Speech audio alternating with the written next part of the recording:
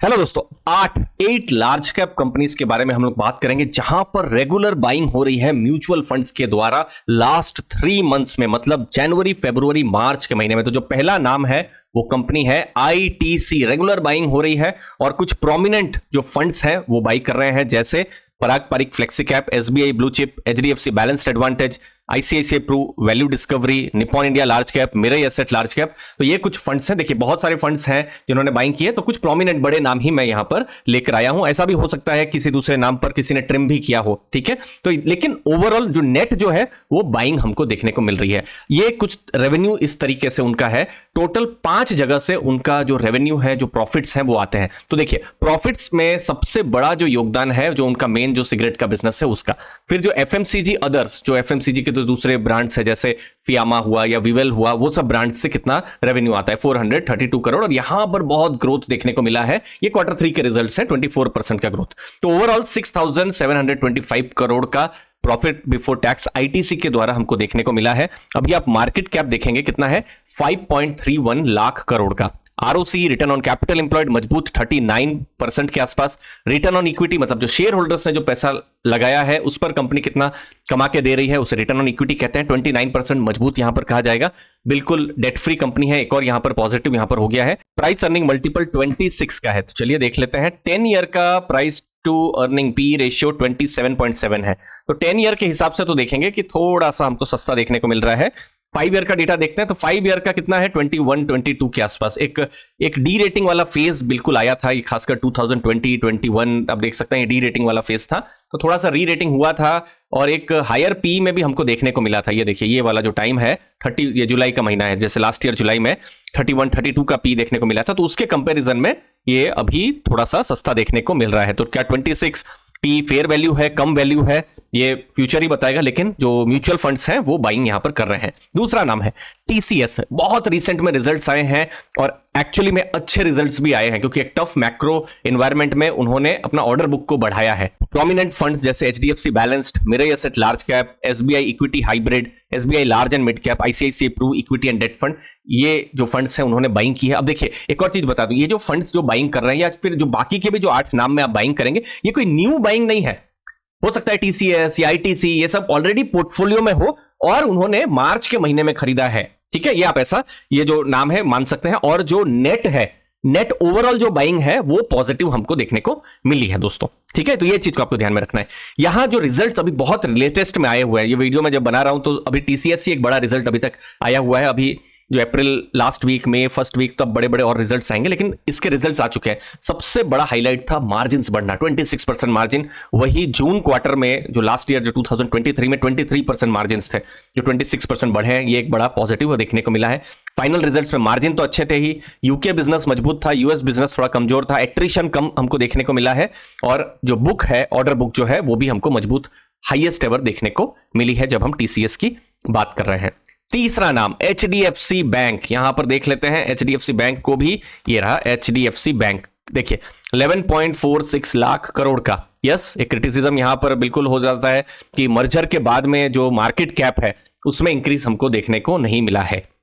लेकिन जो prominent funds हैं बाइंग कर रहे हैं, जैसे Parag Parikh flexi cap, HDFC balanced, ICICI pru, value discovery, HDFC top 100। Okay, एक फंड ने यहां थोड़ा ट्रिम भी किया है। ट्रिम का मतलब क्या है कि पोर्टफोलियो में है लेकिन थोड़ा सा उन्होंने बेच दिया है, पूरा पोर्टफोलियो से बाहर नहीं किया है।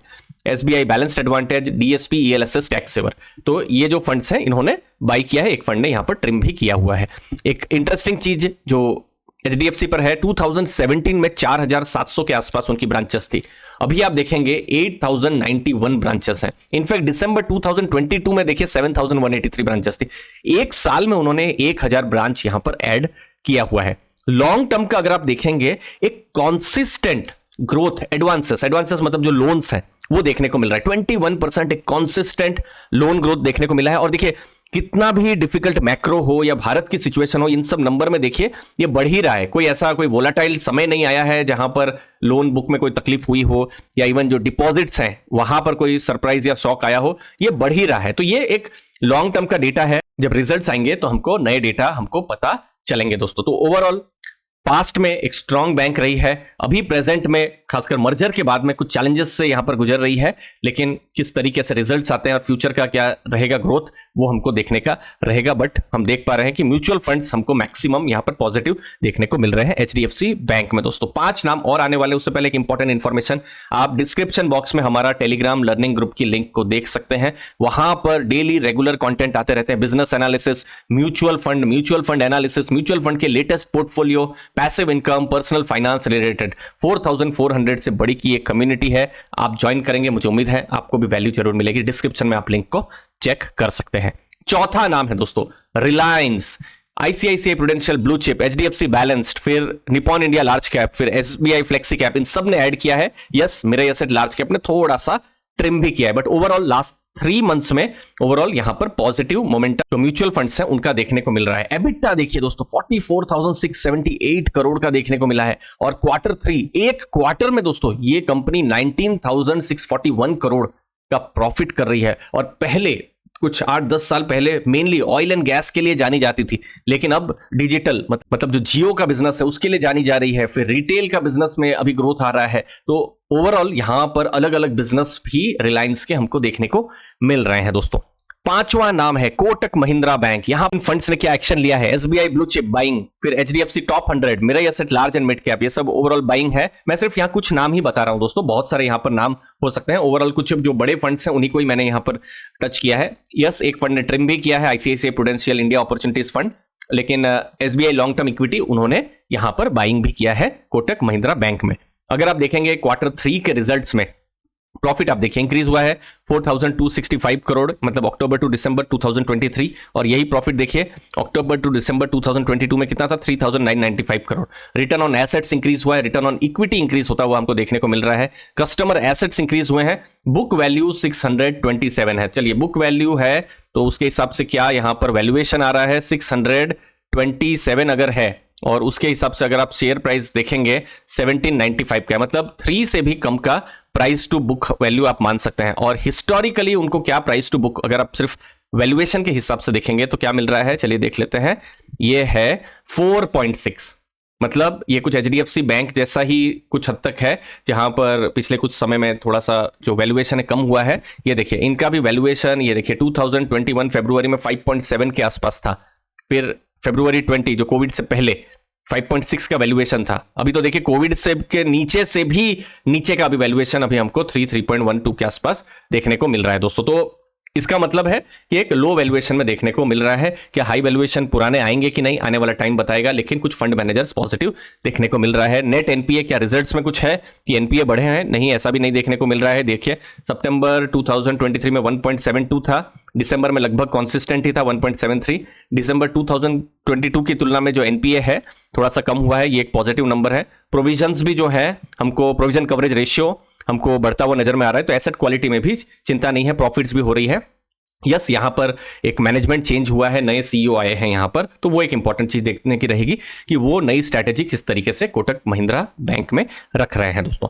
6वां नाम है Axis Bank, HDFC flexi cap, HDFC balanced advantage, Mirae asset large and mid cap, DSP ELSS tax saver, और ICICI Prudential equity and debt. यहां इन लोगों ने जो कुछ फंड्स हैं इन्होंने बाइंग यहां पर किया हुआ है। ओवरऑल एसेट्स ग्रोथ जो है 14% हुआ है, एडवांसेस मतलब लोन ग्रोथ 22% हमको क्वार्टर 3 में देखने को मिला है, डिपॉजिट्स आप देखेंगे 18% ग्रोथ देखने को मिला है। तो ओवरऑल यहां पर मजबूत हमको बैलेंस शीट देखने को मिल रही है एक्सिस बैंक में।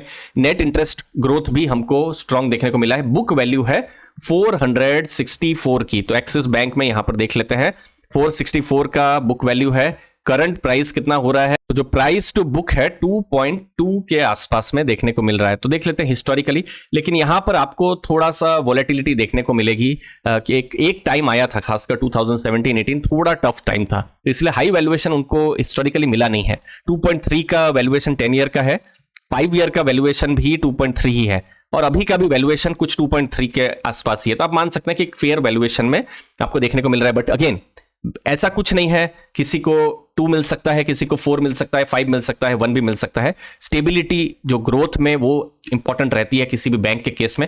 इंडिविजुअल बैंक के अपने इश्यूज होते हैं, जैसे HDFC बैंक के केस में हमने मर्जर का इशू देखा था।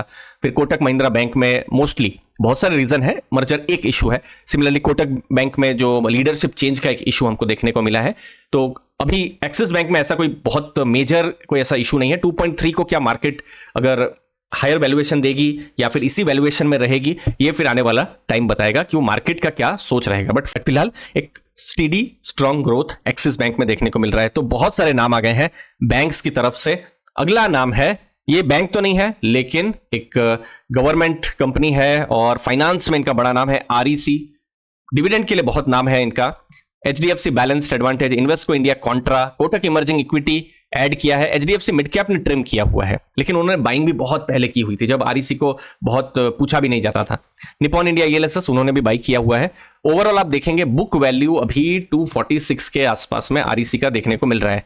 तो बुक वैल्यू के हिसाब से आप देखेंगे तो 1.75 का प्राइस टू बुक है, जो कि यहां पर हम देख रहे हैं कि री रेटिंग हुई है। नहीं तो हिस्टोरिकली उनको वैल्यूएशन बहुत खराब मिले हैं। देखिए 0.7 में उनको वैल्यूएशन 5 ईयर का मिला है, 10 ईयर का वैल्यूएशन 0.8, लेकिन आप लास्ट 1 ईयर में देखिए ये वैल्यूएशन थोड़ा मार्केट ने दिया है। अगस्त में देखिए 1.1 था, फिर देखिए अभी 1.7 1.6 के आसपास में। तो अभी उनका थोड़ा री रेटिंग हुआ है और पावर सेक्टर में गवर्नमेंट का भी बहुत फोकस है। प्लस अभी REC इंफ्रा और बाकी जो लोन्स हैं वो भी दे सकते हैं। अब उनका मेन बिजनेस क्या है, देखिए REC आपको हमको लोन नहीं देती है, लोन प्रोवाइड करती है जो पावर सेक्टर से जुड़ी हुई जो जनरेशन कंपनी, डिस्ट्रीब्यूशन कंपनी, उनको दिया जाता है। रिन्यूएबल पर भी उन्होंने लोन प्रोवाइड करना शुरू किया है। तो ओवरऑल आप देखेंगे लगभग 5 लाख करोड़ के आसपास का उनका अभी डिसबर्समेंट हुआ है। तो ये जो डिसबर्समेंट है एक्सपेक्टेड है कि ये बढ़ता रहे, लेकिन यस यहां पर री रेटिंग भी हमको REC के केस में देखने को मिली है। एक और एक चीज है कि REC के केस में खासकर 2017-18 वो टाइम ऐसा था जब बहुत NPA भी था।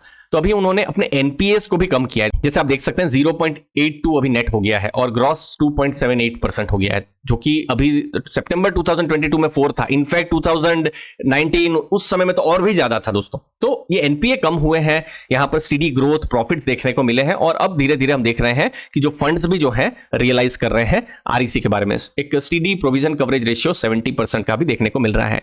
8वां नाम ये एक अलग सेक्टर से है और वो है ऑटो सेक्टर से।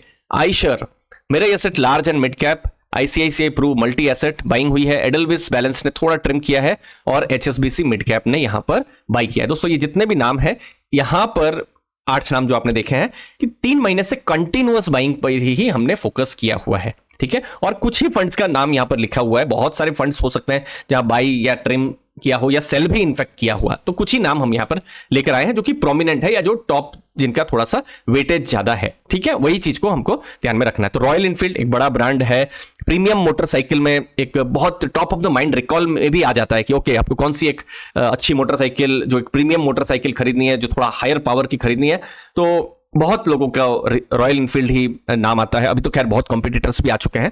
अब रॉयल इनफील्ड का आप देखेंगे तो उनका मार्केट शेयर जो है वो इंक्रीज हुआ है, जो 2014 से 2013 और 2024 में। जैसे उस समय में 2% का सिर्फ मार्केट शेयर था, अभी 7.2% है। तो एक तरीके से भारत में भी, हमारे देश में भी जैसे जैसे इनकम बढ़ रही है, प्रीमियमाइजेशन बढ़ रहा है, तो प्रीमियम बाइक्स की भी डिमांड बढ़ रही है और ये यहाँ पर जो आइशर है वो एक एडवांटेज है। एक टफ टाइम आया था जो आप देख सकते हैं फाइनेंशियल ईयर 18 से लेकर 22 तक, लेकिन फिर बाद में उन्होंने रिकवर भी किया। अब कैसा रिकवर करेंगे फ्यूचर में और कैसा ग्रोथ होगा, इंटरेस्टिंग रहेगा देखना। ओवरऑल आप देखेंगे रेवेन्यू इंक्रीज हुए हैं अक्टूबर टू दिसंबर 2022 और 2023 में। मार्जिन्स बढ़े हैं तो प्रॉफिट भी देखिए 116 से 211 करोड़ के यहां पर हो गए हैं। तो ये मार्जिन बढ़ना एक पॉजिटिव रहा है जब भी Q3 के रिजल्ट्स आए थे। अभी अगर आप देखेंगे आइशर के केस में किस तरीके का वैल्यूएशन है तो देखिए 1.2 लाख करोड़ का मार्केट कैप है, पी रेशियो 32 के आसपास में है, ROC मजबूत है 27, ROE मजबूत है 21 के आसपास। तो स्ट्रॉन्ग नंबर्स है, ऑलमोस्ट डेट फ्री कंपनी है, तो ये भी कुछ स्ट्रॉन्ग नंबर्स है। तो 10 ईयर का पी क्या मिला है उनको, 42 का मिला हुआ है, तो एक डी रेटिंग हुई है। चलिए 5 ईयर का देख लेते हैं। 5 ईयर का पी भी उनको 35 के आसपास का मिला हुआ है। तो हिस्टोरिकल लेवल से तो थोड़ा सस्ता देखने को मिल रहा है, लेकिन यस बीच में थोड़ी डी रेटिंग भी हमको देखने को मिली है। तो क्या ये फेयर वैल्यू है, तो आने वाले टाइम में हमको पता चलेगा। धन्यवाद आपके समय के लिए, थैंक यू दोस्तों।